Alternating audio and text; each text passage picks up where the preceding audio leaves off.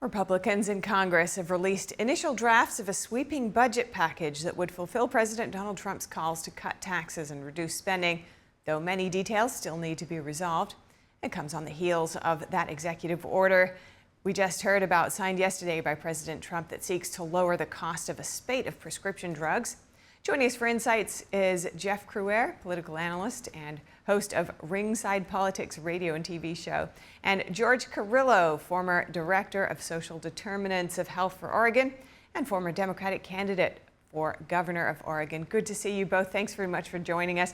Let's dive straight into this.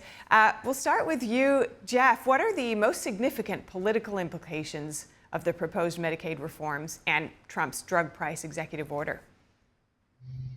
Well, I mean, you heard RFK Jr. say that this has been a promise that Democrats have made for decades and haven't delivered. President Trump is the one politician with the courage to take on the pharmaceutical industry, which is so powerful. And as he said, has so many lobbyists.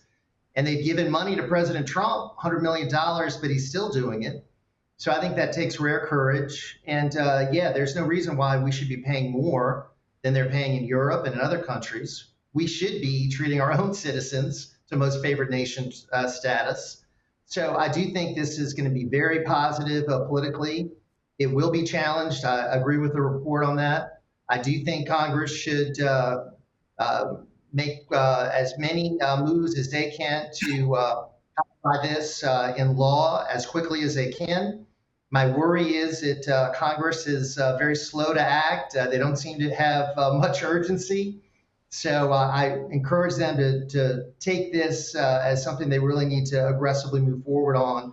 And as far as your other issue, I would not recommend that they move forward with a lot of cuts to Medicaid. Josh Hawley has already warned them not to do it. President Trump is not in favor of that. There's plenty other parts of the budget that can be cut, including a lot of the green energy projects of Joe Biden. And there are many, many more areas we can find cuts in the budget. All right, George, your response. Well, I think this is a moment in history where the president is trying to do something right for the American people. The problem is that he tried this already in his first term and it was challenged by the courts. And I think that he needs to really work with Congress and codify this. I think that it's going to be a real struggle.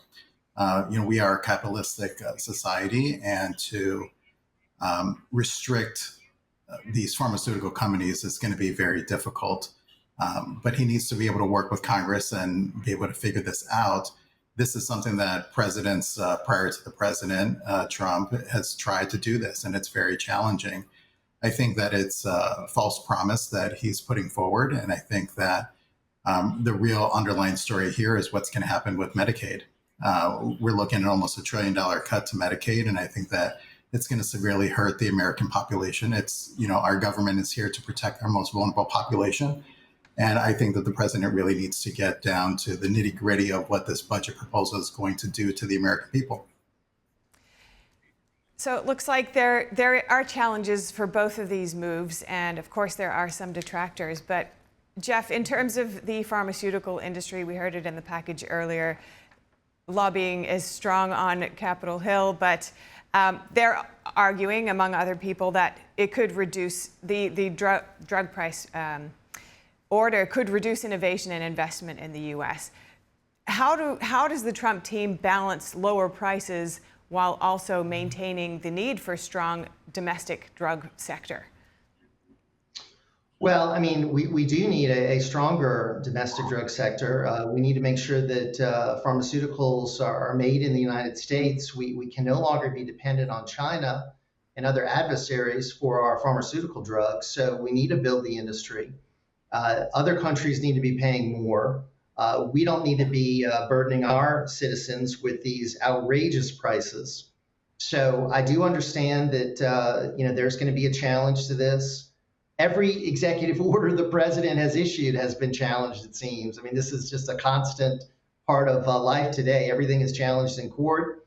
So we'll take on the challenge legally while we work with Congress to try to make sure this becomes the law of the land. Congress needs to act. And I just saw a report the other day that this Congress has been one of the least effective Congresses of all time as far as what they've delivered, as far as legislation.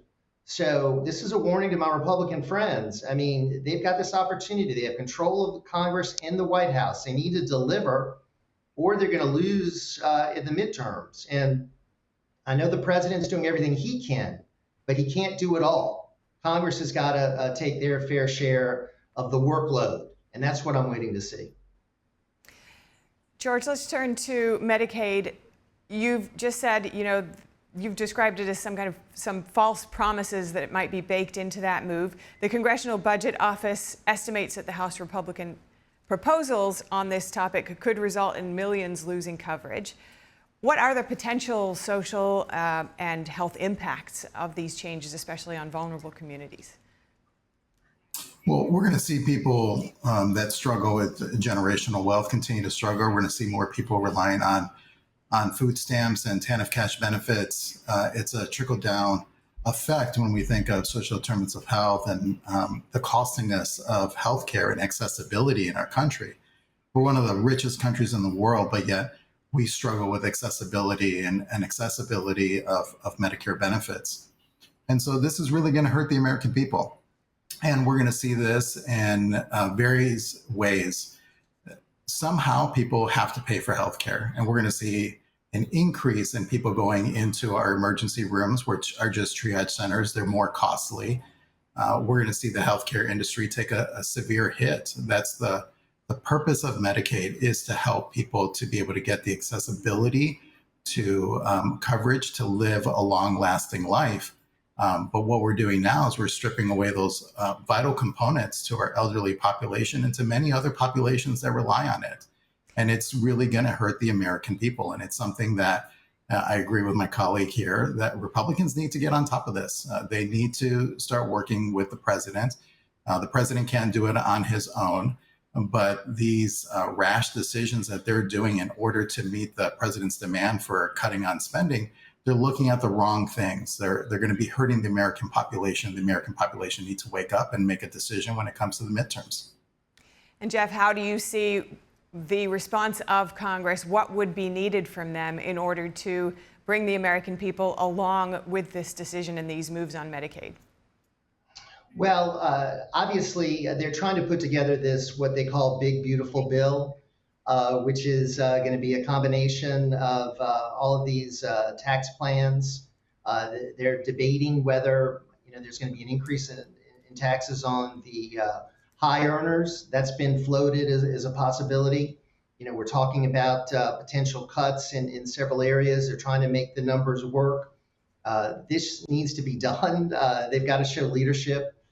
They've got to stop going on weeks and weeks and weeks of recess, vacation, and get the job done. If I were the speaker, I would be demanding that they not leave Washington for any more vacations until this gets done. We need to deliver for the American people. They have the control of the Congress. The president has the White House. They have to deliver. And they've got to extend the tax cuts, or that'll be a tremendous blow to our economy. And they've got to make the numbers work whereby we're not massively increasing the debt. Let's not forget, our debt is $36.8 trillion, 323,000 per taxpayer. So we've got to find areas to cut the budget because it is out of control. And that's where I look to Congress to show leadership, and I haven't seen any.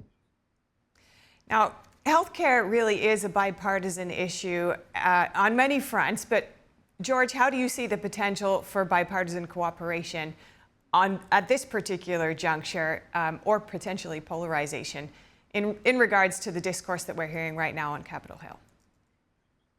Well, there's polarization simply because Congress isn't doing what the American people need. Right now, the Republican Party is more about servicing what's happening on the Trump agenda than they are actually the American people, and they need to be able to push back. But what's really confusing with this situation is that they're trying to appease the president, but they're also not wanting, the president's already said he doesn't want to touch Medicaid. So what my question is to Congress is, what backdoor channels is Congress having with the president? Is the president saying one thing and actually doing something else behind the scenes? We have no idea. But right now, we need to ask Congress to stop working for the president and start working for the American public. And I think if Congress were to do that, then Democrats and Republicans can finally come together and give some sort of resolution and try to get this country back on the right track when we think about our budget and we think about helping our most vulnerable populations. And of course, President Trump says he is working for the people. Jeff, your response? Well, he was elected by the people. Let's not forget. I mean, he has a mandate. He won every swing state. He won the popular vote. He had a over 2 million vote margin. He was elected by the people to implement his agenda. So Congress does need to make sure that they implement his agenda in a way that works. We can't be blowing out the budget. We've got to extend the tax cuts. We've got to keep this economy improving. We've got to listen to what the president says, because he was the only one elected by the entire country. He doesn't want cuts to Medicaid. So I'm not really sure how they're going to be pursuing this. They've got to come together and work this out.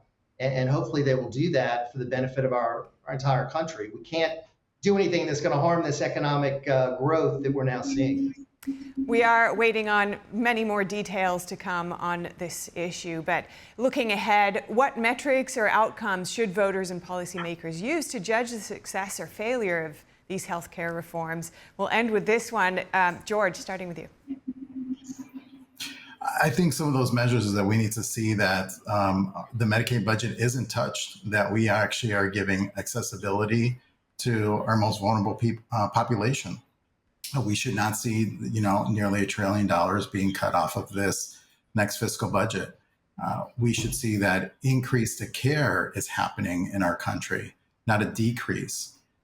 There are many milestones here that we have to really look at when we think about the accessibility to healthcare, that we are actually transforming our hospitals and doctors' offices away from a McDonald's drive-through, get you in and get you out, and really be able to focus on the care and the happiness of American taxpayers here in our health system.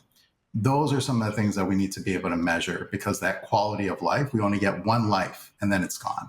We really need to be able to take a look at that and say, has our government taken care of our population? Jeff, final thoughts.